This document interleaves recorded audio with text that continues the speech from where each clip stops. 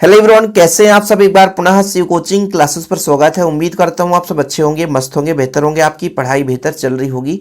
आज के इस लेक्चर में आप लोग सीखने वाले बच्चों गाउस के नियम से कूलाम के नियम की व्युत्पत्ति या कूलाम के नियम की स्थापना काफ़ी महत्वपूर्ण है और बिल्कुल इसे मैं कह दूं तो आप 5 से 7 मिनट में तैयार कर सकते हैं। ज़्यादा टफ नहीं है बच्चों, थोड़ा सा 2-3 कॉन्सेप्ट आपको तैयार रखना पड़ेगा। सबसे पहली बात तो आपको ये याद रखना होगा कि गाउस का नियम है क्या। गाउस का नियम किसी बंद पृष्ठ के लिए लागू होता है। इसके पहले मैंने गाउस का नियम यानी गाउस का प्रमेय कराया था, उम्मीद करता हूं आप लोग देखे होंगे। किसी बंद पृष्ठ से गुजरने वाला संपूर्ण वैद्युत फ्लक्स उसके अंदर उपस्थित आवेश का 1/ε0 गुना होता है। ये आपने पढ़ा था बच्चों, शायद आपने नहीं पढ़ा तो प्लीज एक बार देख लेना। इसलिए मैंने प्लेलिस्ट बना दिया है ताकि आप लोगों को भटकना ना पड़े।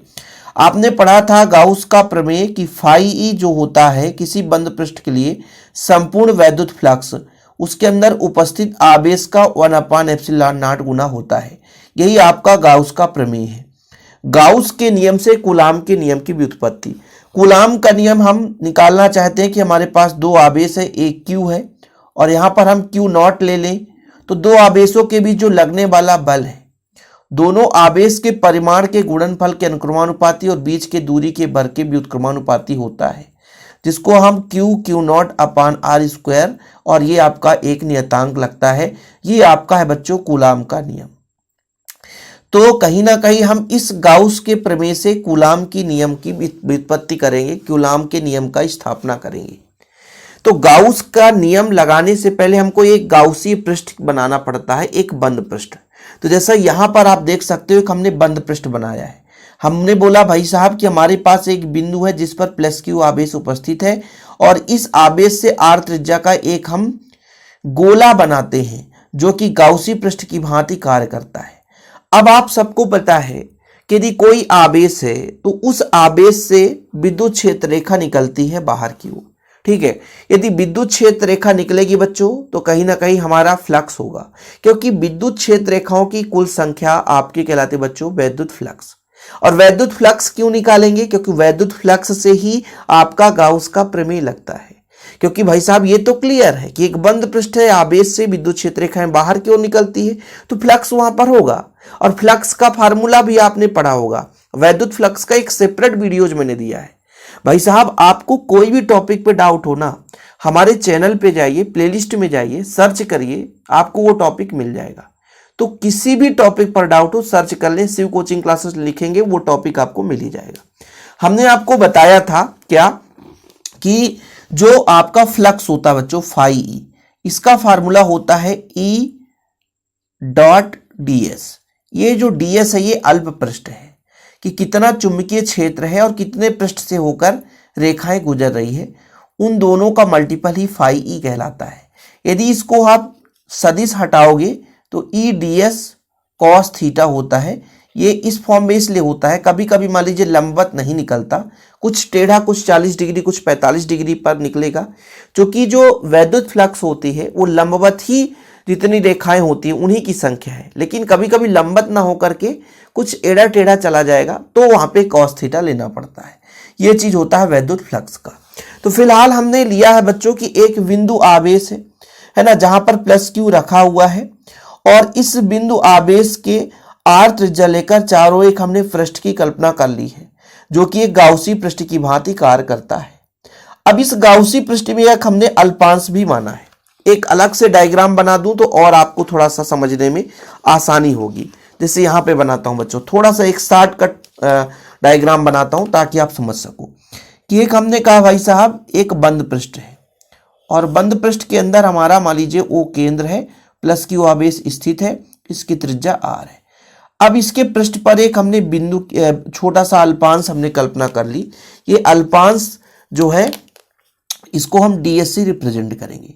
अब जब भी कहीं भी क्षेत्र होगा एक छोटा सा, उसके लंबवत उसकी एक क्षेत्र सदिश होगी।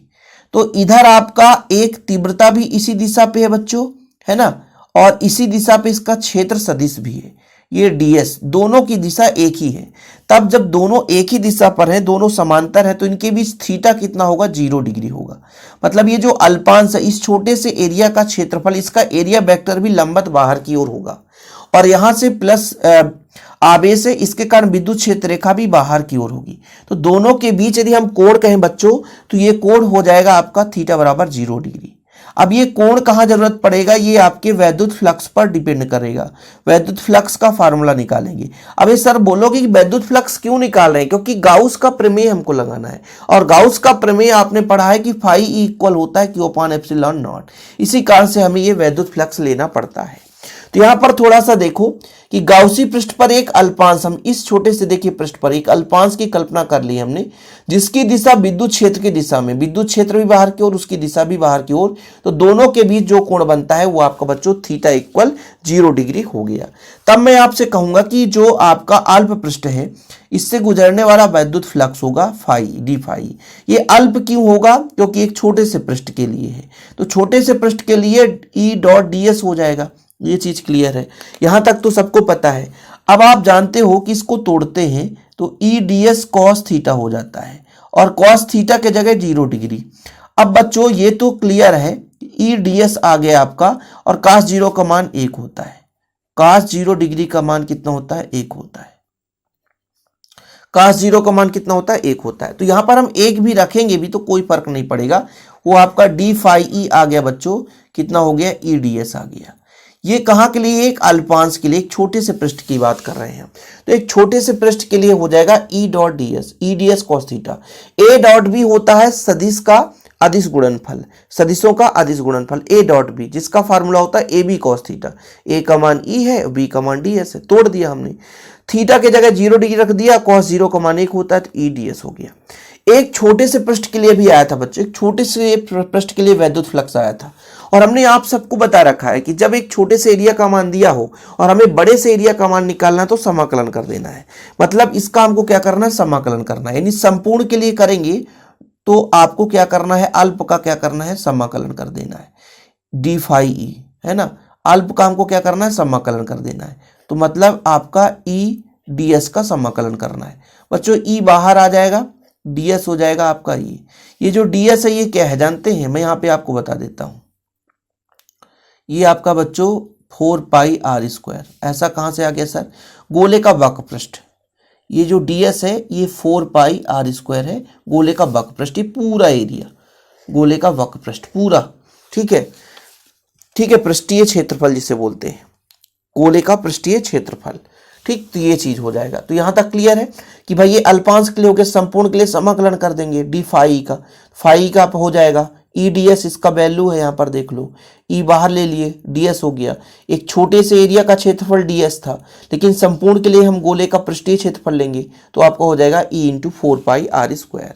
तो ये फाई ई इक्वल आपका आ गया बच्चों, देखिए जरा, ये फाई ई इक्वल आया आपका कितना, E into 4 pi R square.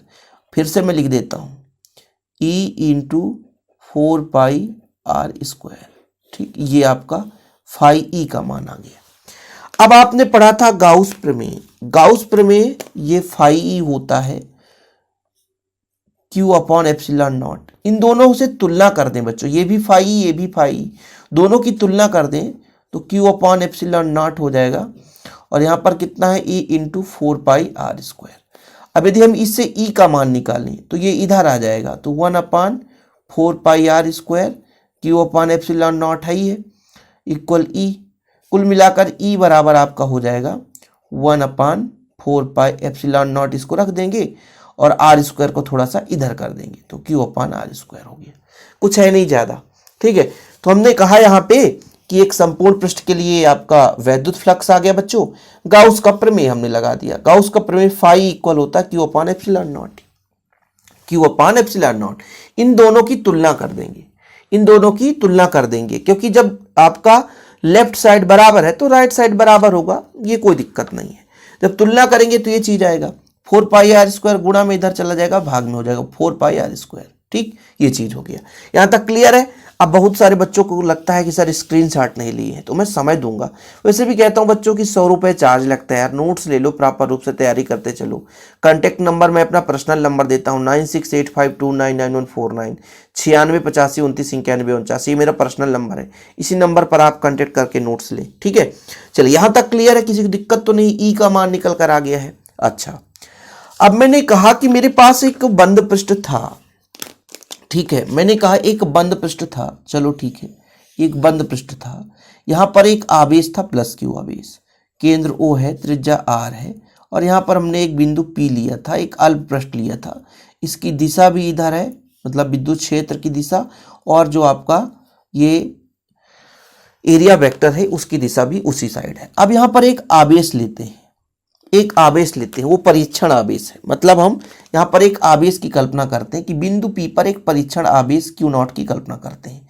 तब इस पर कितना बल लगेगा, तो इस पर कितना बल लगेगा, वो बल है आवेश पर लगने वाला बल, विद्युत क्षेत्र की तीव्रता कहलाती है बच्चों ये। तो F बराबर हो जाएगा Q0E। ये भी आपको समझ में नहीं आएगा। देखो क्या होता है कि यहाँ पे एक प्लस क्यू आवेश है, इसके कारण इसके चारों ओर विद्युत क्षेत्र जनरेट है, वो विद्युत क्षेत्र E है। सही है, फिर समझना, यहाँ पे प्लस क्यू आवेश है, यहाँ पर इस प्लस क्यू के कारण एक विद्युत क्षेत्र जनरेट है, वो विद्युत क्षेत्र आपका प्लस क्यू आवेश कारण विद्युत क्षेत्र E है। अब इसी तीव्रता के कारण यहाँ पर कोई आवेश आएगा, यहाँ पर कोई आवेश आएगा, यहाँ पर कोई आवेश आएगा, तो उस पर एक बल लगेगा। क्या लगेगा बच्चों, बल। मतलब कहने का तात्पर्य हुआ कि किसी विद्युत क्षेत्र पर आवेश लाते हैं तो उस पर एक बल लगता है, और वो बल होता है F बराबर Q0E। ये कहां से आता है, क्योंकि तीव्रता का फार्मूला है एकांक आवेश पर लगने वाला बल, तो F का मान कितना हो जाएगा, Q0E। अब यहां पर E का मान रख देंगे, खत्म कहानी, तो आपका F का मान आ जाएगा। देखो मैं ये कह रहा हूं कि बिंदु P पर एक अन्य आवेश की कल्पना कर दी हमने, तब उस पर बल लगेगा F बराबर Q0E, क्योंकि आवेश Q0 है। अब E का मान कितना सिंपल है, 1/4πε0। E के जगह वैल्यू पुट कर दो, बस E के जगह वैल्यू पुट कर दो 1/4πε0 Q/r², और Q को ले जा करके भाई Q के पास रख दो, Q0। ठीक है, यही तो कूलाम का नियम है। दो आवेशों के बीच लगने वाला बल, दोनों आवेश के परिमाण के गुणनफल के अनुक्रमानुपाती और बीच की दूरी के वर्ग के व्युत्क्रमानुपाती, यही कूलाम का नियम है। तो गाउस के प्रमेय से कूलाम का नियम यूं आसानी से निकाल सकते हैं। वो तो थोड़ा सा ज्यादा समझाने के टाइम में 10 मिनट लग जाता बच्चों, लेकिन आप यदि 5 से 7 मिनट भी अच्छे से समझे होंगे तो ये चीजें क्लियर हो जाती है।